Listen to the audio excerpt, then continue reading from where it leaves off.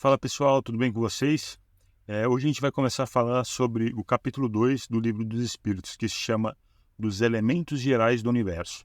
No vídeo de hoje a gente vai estar vendo sobre a limitação do nosso conhecimento, se existe alguma limitação no nosso conhecimento, sobre o significado da matéria e o significado do espírito. A gente vai definir o que é o espírito e o que é a matéria. E esses temas fazem parte das perguntas do número 17 ao número 28 do Livro dos Espíritos.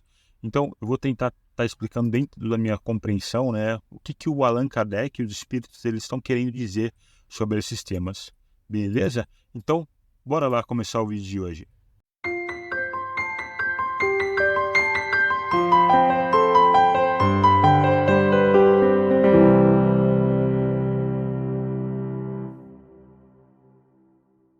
A gente pode observar, para quem viu o vídeo anterior ou já estudou o Livro dos Espíritos com mais calma, a gente observa que uma pergunta acaba complementando a outra.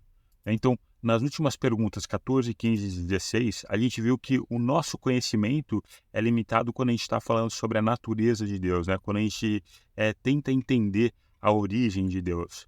Mas será que o nosso conhecimento ele só é limitado quando a gente tenta compreender a natureza de Deus? E Allan Kardec ele começa o capítulo 2 perguntando para os espíritos exatamente isso, se é dado ao homem conhecer os princípios das coisas. Então, será que existe um limite em conhecimento e de compreensão para a humanidade? E os espíritos eles falaram que existe um limite, só que esse limite ele é gradual com a nossa evolução moral e intelectual.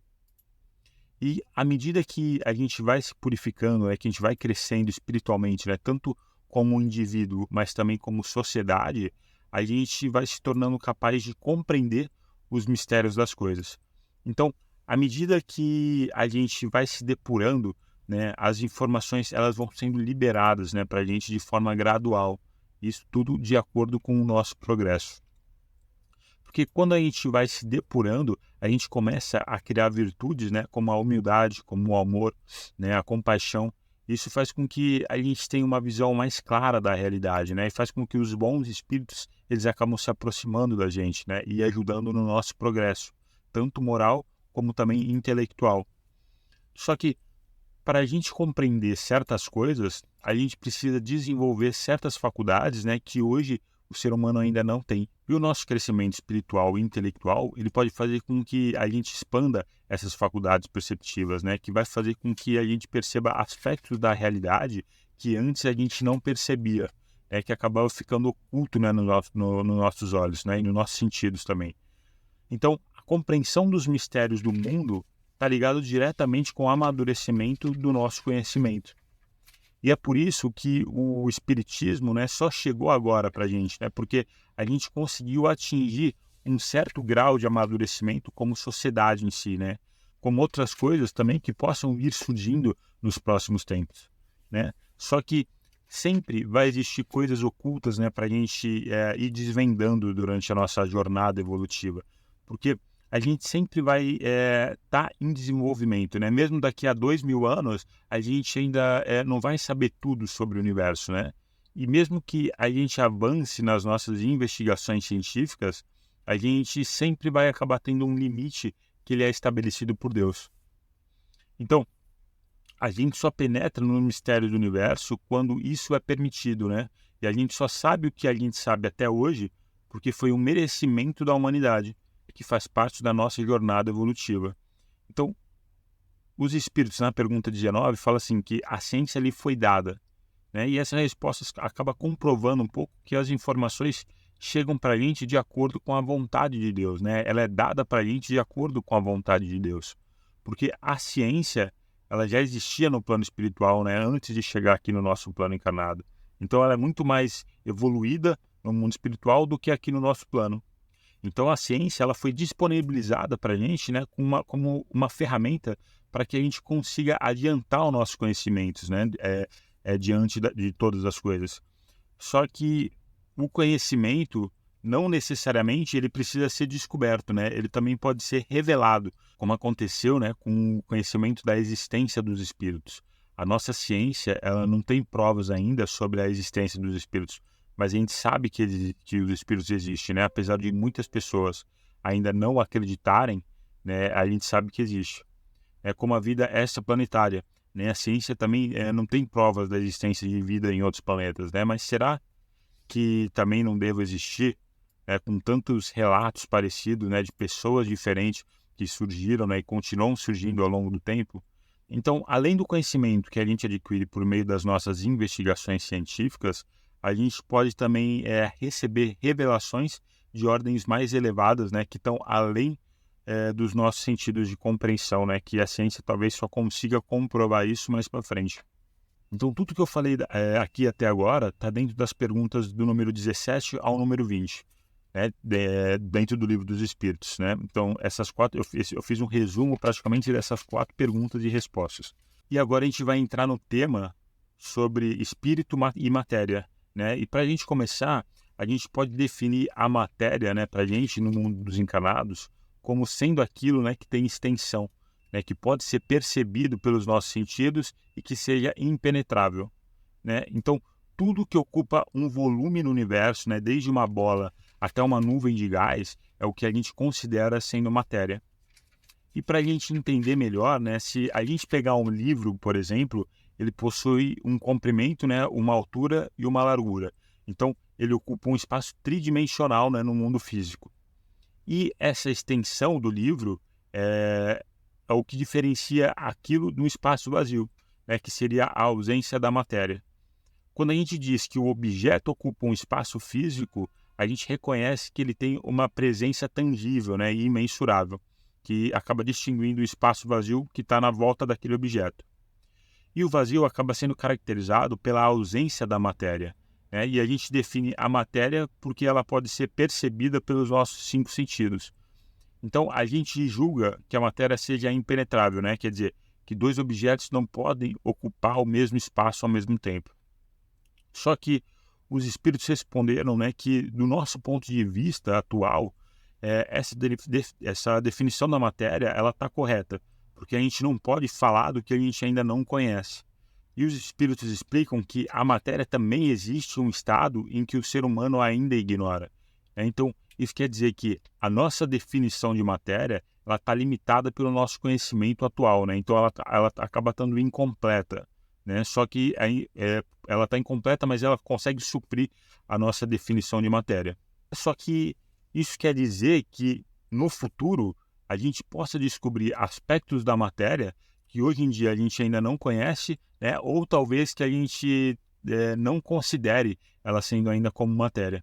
Porque os espíritos eles falaram que a matéria ela pode ser tão etérea e tão sutil que a gente pode não perceber através dos nossos sentidos, né? Dos nossos 5 sentidos. E a definição de espírito que os espíritos deram na pergunta 23 é que o espírito é o princípio inteligente do universo. Então, a inteligência ela não é um produto da mente humana, né, ou da nossa evolução biológica. Ela é uma característica fundamental do próprio universo, né? A gente consegue perceber que o universo ele é guiado por um princípio inteligente, né? Todo o universo ele funciona dentro de uma perfeição.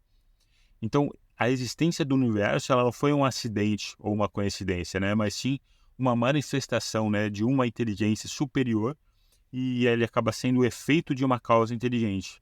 E a inteligência é a capacidade inerente da gente raciocinar. E o princípio é uma verdade fundamental, né? É um conceito orientador que serve como base, né, para a gente entender ou poder explicar alguma coisa na sua origem. E se ainda existem muitos mistérios, né, dos corpos físicos para a gente desvendar, imagine tentar entender, né, o que seria o espírito, que vive numa outra frequência, né? E todas as explicações que a gente possa tentar dar sobre os espíritos, elas não vão fugir de mera especulação, porque o espírito ele é um ser inerente à matéria, né? O Espírito Miramês, né, no livro comentado do Livro dos Espíritos, ele diz que o que a gente precisa saber é que o espírito é vida e que essa vida é sustentada por uma vida maior que é Deus. Então, a natureza íntima do espírito ainda acaba sendo um mistério para a gente, né? E o espírito, por não ser palpável para o homem, a gente acaba ignorando a existência dele, né? E pelo espírito ser imaterial, a gente não consegue perceber a existência dele através dos nossos 5 sentidos. Só que para a maioria das pessoas, algo que não pode ser visto, tocado ou também medido, né, acaba não existindo de verdade. E para os espíritos viverem num mundo que acaba transcendendo, né, o mundo físico, eles possuem uma percepção expandida da realidade. Então o espírito ele não se limita ao corpo físico, né, ele continua existindo após a morte do corpo físico.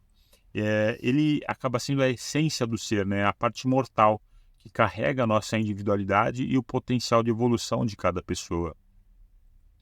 Na pergunta 23A, Allan Kardec pergunta, né, qual que é a essência do espírito? Porque, como eu falei, né, pelo o espírito não ser palpável, a gente acha que ele não existe. Só que os espíritos disseram na resposta dessa pergunta, coisa nenhuma é o nada, e o nada não existe. Então isso quer dizer que, se o nada não existe, a nossa consciência e a nossa identidade, elas permanecem intactas, mesmo depois da morte do nosso corpo físico.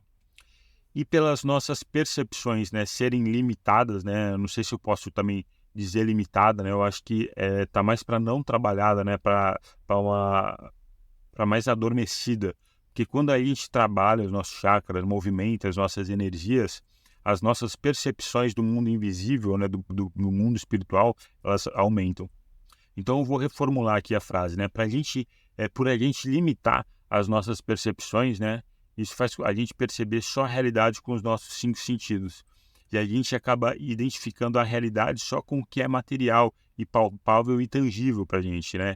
E essa limitação leva a gente a não compreender a natureza imaterial dos espíritos.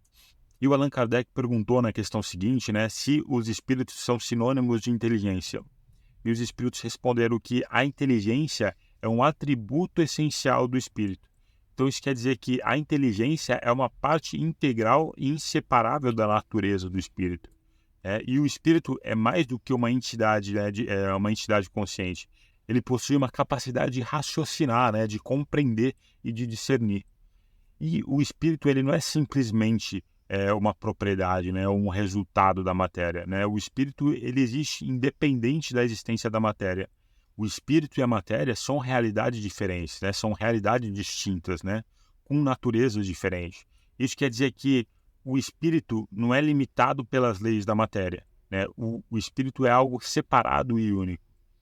E a pergunta que Allan Kardec ele fez, ele quer saber se o espírito ele existe independente da matéria. E os espíritos falaram que uma coisa é distinta da outra. Só que a união do espírito e da matéria ela é necessária para poder intelectualizar o espírito. Então, a gente vê que a junção dos dois ela acaba sendo essencial para o desenvolvimento da nossa inteligência. E a matéria acaba fornecendo para o espírito um instrumento para poder interagir com o mundo material, né? E trazer conhecimento para o espírito. E, por outro lado, o espírito ele acaba dotando a matéria de consciência, né? E de capacidade de raciocínio, porque sem o espírito a matéria acaba sendo só um objeto sem vida. E, embora o espírito e a matéria sejam duas coisas distintas, eles acabam se complementando, né? E acabam se influenciando mutuamente. Então, a união do espírito e da matéria acaba sendo necessária para a manifestação dos espíritos, né? Pelo menos para os seres com o nosso grau de evolução. Porque a gente ainda não desenvolveu a capacidade de perceber os espíritos por outra forma. Então, os nossos 5 sentidos, né, não são suficientes para perceber os espíritos na sua forma mais pura. E essa união ela acaba dando um jeito, né, de fornecer para o espírito uma maneira de se manifestar no plano físico, né, e de se tornar perceptível aos nossos sentidos. Porque o espírito, sendo o princípio da inteligência, né, está além da capacidade perceptiva dos nossos sentidos físicos. A natureza do espírito ela é mais sutil e a nossa percepção sensorial ela está adaptada, né, para captar e interpretar aspectos, né, do mundo material. Como as cores, como os sons e como as texturas.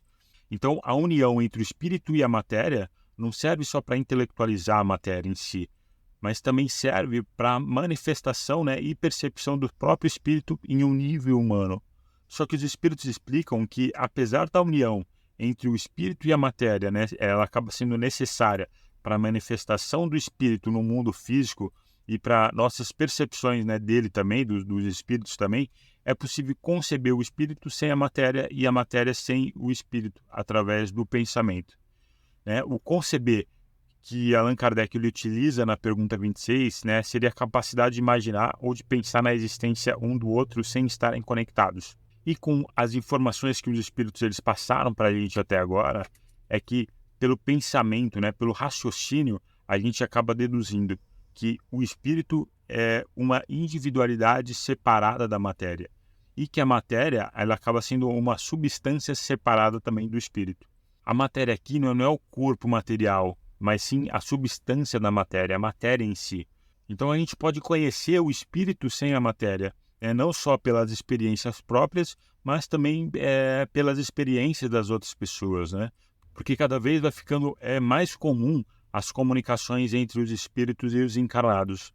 E a matéria existe independente do espírito, não como o homem encarnado, mas sim como o significado da matéria, né, que a gente falou até agora. E a matéria existe independente do espírito, não como homens encarnados, né, como seres encarnados, mas sim como o significado da matéria em si. E através do processo de pensamento e de reflexão, a gente acaba deduzindo que somos individualidades separadas da matéria, né? E pelo pensamento, a gente pode deduzir que a matéria acaba sendo uma substância também separada do espírito. Então, a gente pode conhecer o espírito sem a matéria, né? Porque cada vez mais vai ficando comum essas comunicações, né, com os seres espirituais. Só que os espíritos eles não dependem do corpo para continuar a sua vida em outra faixa, né, em outra dimensão. Só que o corpo depende do espírito para poder se manifestar como homem encarnado, né? Então, Allan Kardec, na pergunta 27, ele questiona se só tem dois elementos gerais no universo, né? A matéria e o espírito. E os espíritos falaram que sim, só que acima de tudo isso está Deus.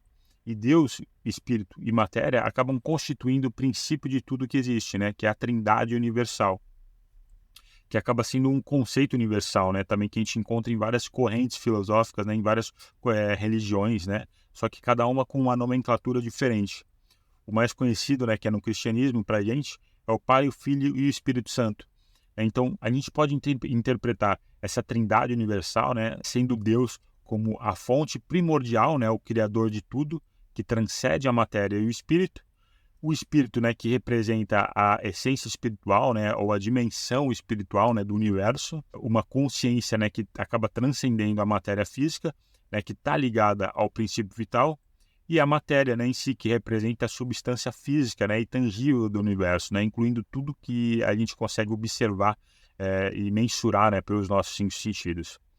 Só que os espíritos também explicam que, além dessa trindade universal, existe um elemento mediador, né, que ele acaba sendo fundamental na relação entre o espírito e a matéria, que é chamado de fluido universal, né, que é também conhecido como fluido cósmico, também conhecido como fluido primitivo, né, ou elemento etéreo.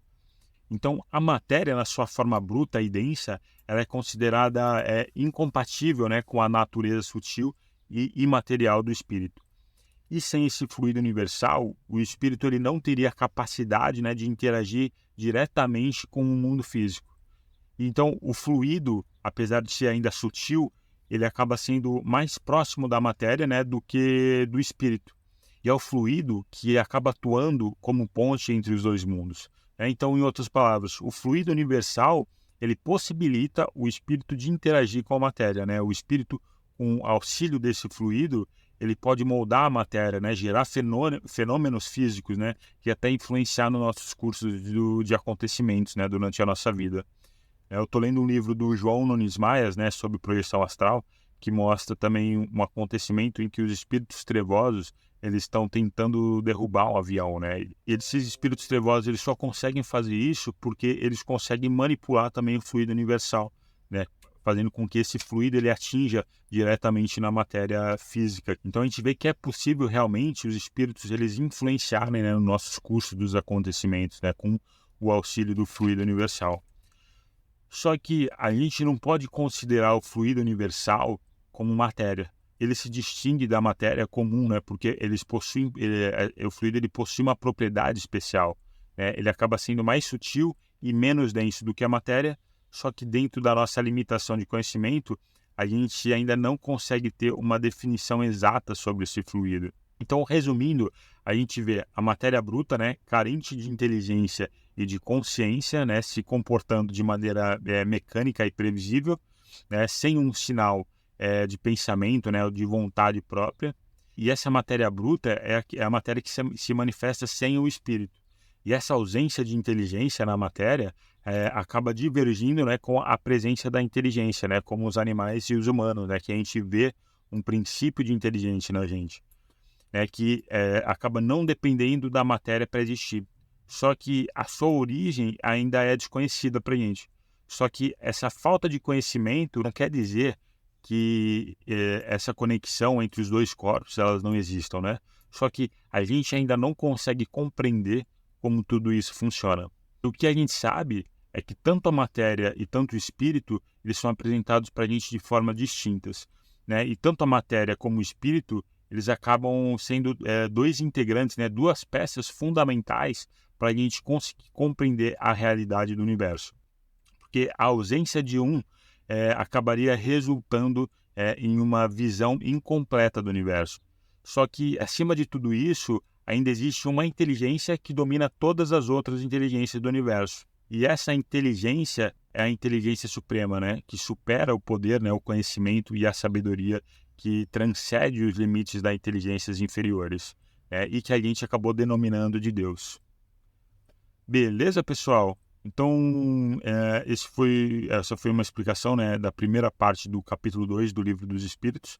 E se eu deixei alguma dúvida, né, vocês podem estar escrevendo nos comentários aí, que assim que eu puder, eu vou estar respondendo todo mundo. Beleza, pessoal?